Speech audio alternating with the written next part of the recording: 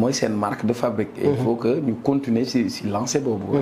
d' accord jërëjëf Cheikh Oumar Talla ñu terminé ko ak élection bu mairie bu Dakar.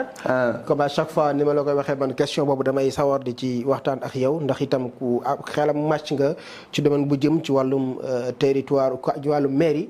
ndax itam am nga ca ndombal tànk boo xam ne yaa ngi koy doxal ci anam ba mu gën a rafetee alors Barthélémy Dias dugaloon na benn recours ca Cour suprême ngir ñu statuer ci dossier am le temps que élection bi di am.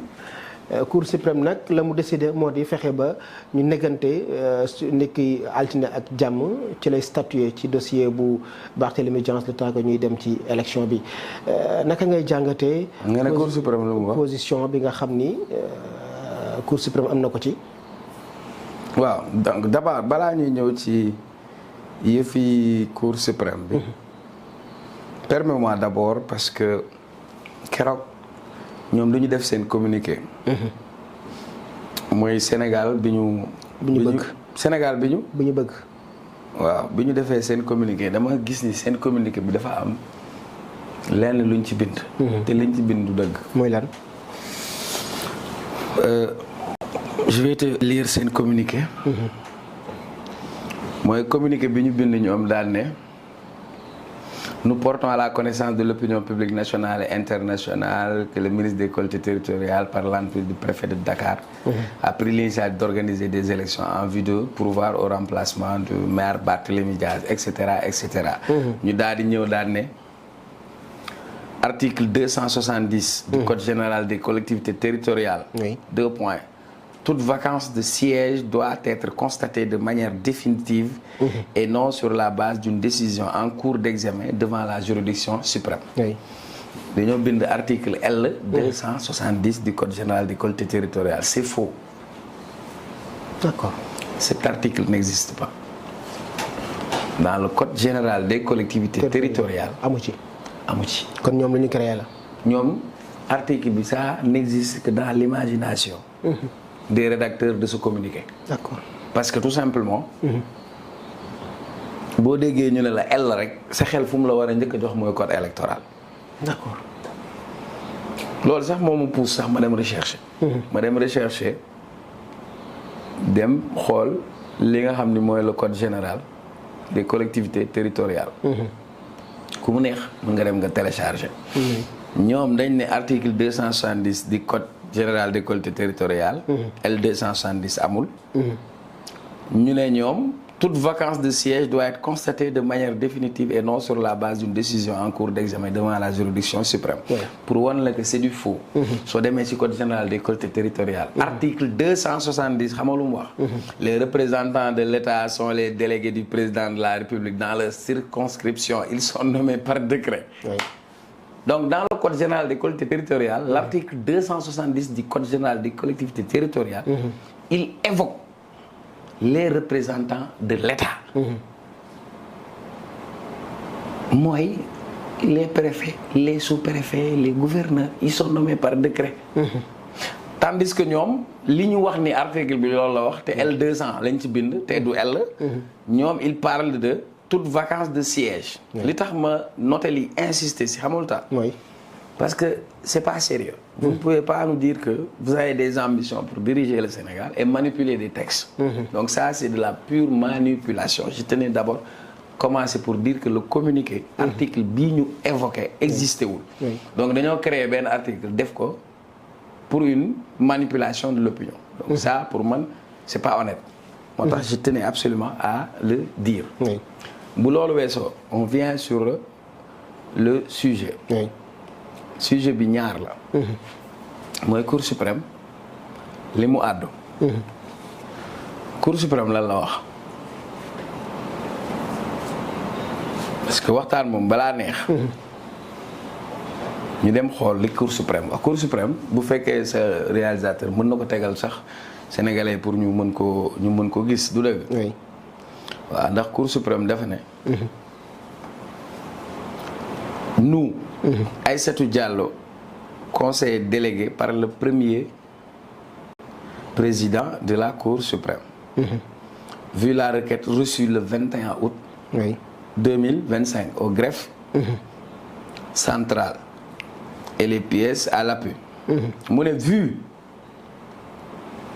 les articles 83 tegal sa baaraam foofu article 83 article 83 et suivant de la loi organique numéro 2017 09 du 17 janvier 2017 sur la Cour suprême modifiée par la loi organique numéro 2022 16 du 23 mai 2022 yaa ngi koy gis mu daan ne autorisons la signification à bref délai de la requête aux fins de suspension de l'exécution de la décision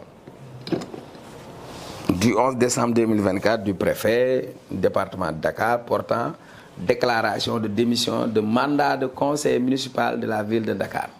Disons que l'affaire sera débattue à l'audience du 25 août 2025 à 9h. Préfet nee na. nañ ko waxtaanee à 9h. lu ñuy waxtaanee. requête bi Barthélémy Dias dugal. requête bi. la ñuy waxtaanee. waxul ñu waxtaanee décision bi de. requête bi. bi ñu introduire. la ñuy waxtaanee. waxul ñu waxtaanee décision. foofu tam y a de la manipulation. D'accord. parce que tu vois que les gens dañu naan waaw préfet bi dafa ne nañ arrêté kii bi. élection bi. préfet Cour suprême waxul lool. léegi pour wax la ni Cour suprême waxul lool. dama lay génneel article 83 bi ñu visé ñoom. mu wax la lu mu wax. xam nga dañ ne la article 83 loi organique de la Cour suprême. de 2017. modifié en 2022. léegi dama lay jox article 83 bu 2017 mu ne il est institué un juge des référés en matière administrative. Il statue par des mesures qui présentent un caractère provisoire. Il n'est pas saisi du principal. Et se prononce dans les meilleurs délais. Et juge des référés le premier président de la Cour suprême ou le magistrat qu'il désigne. kon ci gàttal mu ne dañuy teg juge des référés en matière administrative parce que ça c'est une matière administrative. mu ne dafay statuer par des mesures qui présentent un caractère provisoire. Il n'est pas saisi du principal. Le principal c'est quoi? mooy ndax préfet bi dogal bi mu jël yoon la wala du yoon. moom du ci statuer. D'accord. mais dafay prononcer dans les meilleurs délais maanaam ci du mu gën a gaaw léegi loolooy article 83 bu 2017. nga ñëw article 83 bu 2022. boobu dañ ko defaraat yaatal ko. li ci ëpp solo mooy dañuy bëgg mbir yi bañ a taga tembe di yéex. moo tax article 83. loi organique modifiée. loi organique sur la Cour suprême modifiée en 2022 moo ne il est institué un juge des référés en matière administrative statue par des mesures qui présentent un caractère provisoire. Il n'est pas saisi du principal et se prononce dans les meilleurs délais. mu ne et juge des référés kan mooy juge des référés le premier président de la Cour suprême. ou le magistrat qu'il désigne à cet effet. premier président Cour suprême. moo koy def wala. magistrat bi mu tànn et puis li nga gis dañu biit waxuñu décision ordonnance la ñu wax. parce que décision mooy bu fekkee dañoo jël magistrat yi seen kuréel.